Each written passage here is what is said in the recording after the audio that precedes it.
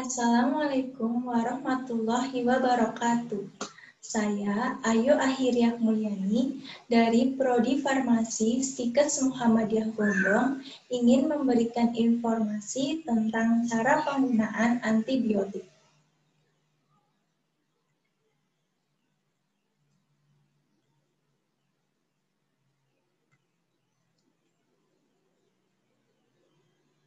Cara penggunaan antibiotik.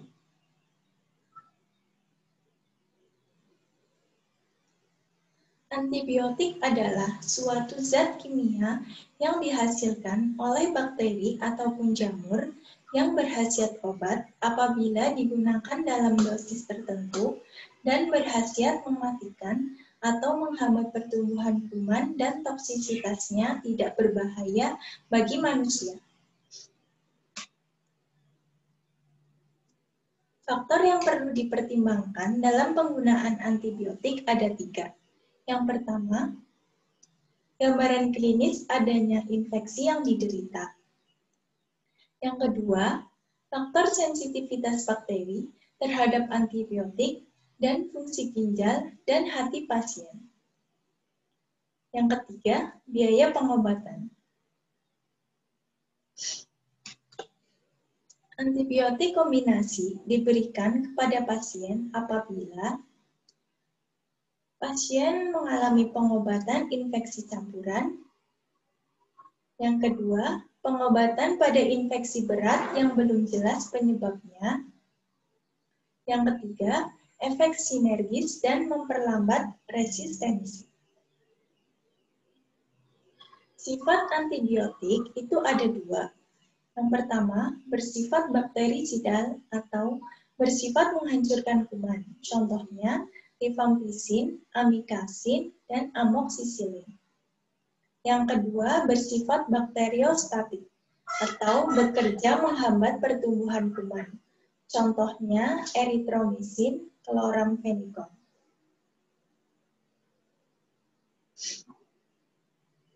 Bagaimana antibiotik bekerja?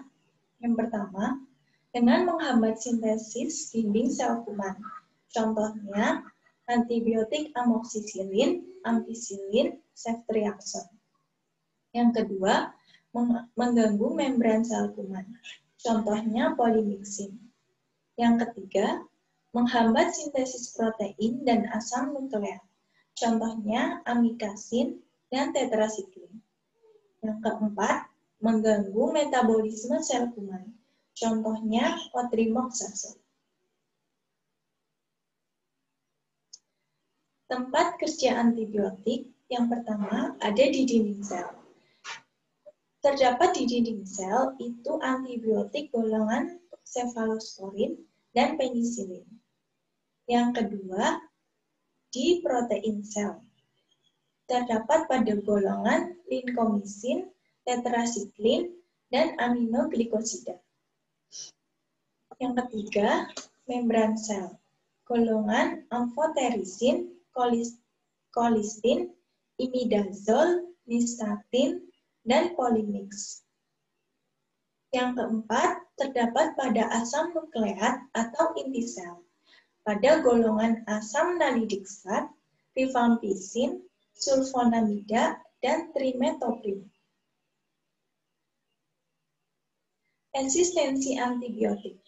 Resistensi antibiotik adalah kekebalan kuman terhadap antibiotik. Jika kuman sudah resisten, maka pengobatan antibiotik yang sama tidak akan mampu membunuh kuman, sehingga diperlukan obat lain yang lebih efektif daripada antibiotik sebelumnya dan kemungkinan dengan harga yang lebih mahal juga.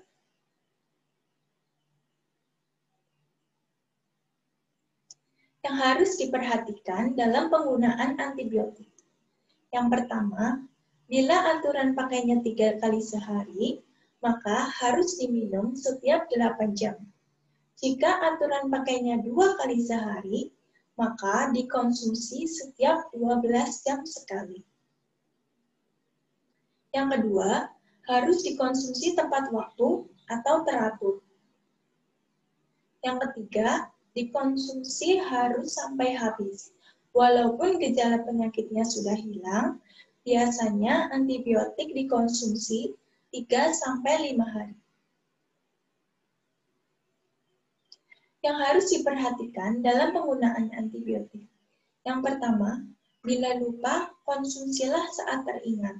Tapi jika sudah mendekati waktu selanjutnya, langsung dikonsumsi.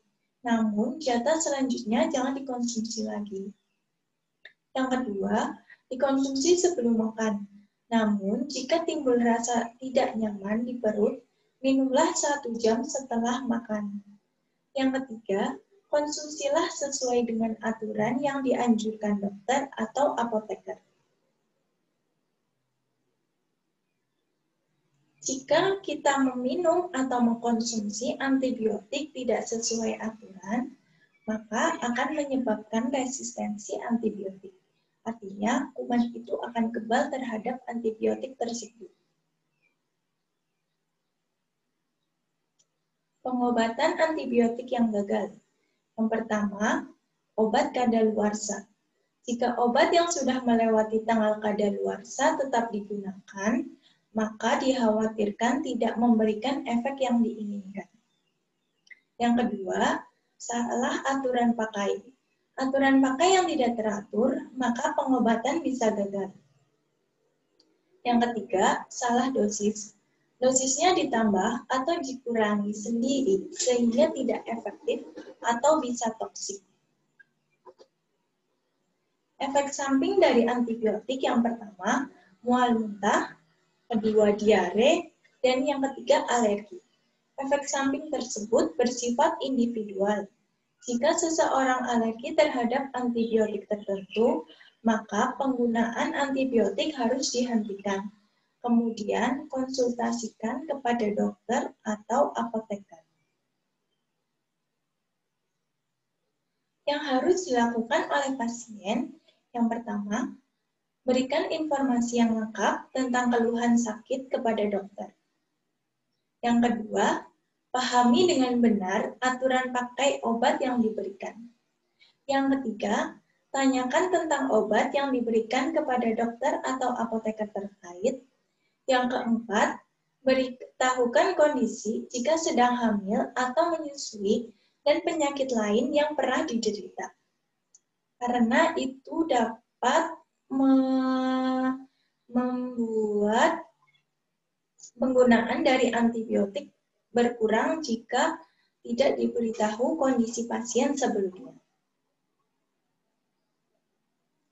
Yang kelima, beritahu tentang obat yang sedang dikonsumsi jika sedang mengkonsumsi obat.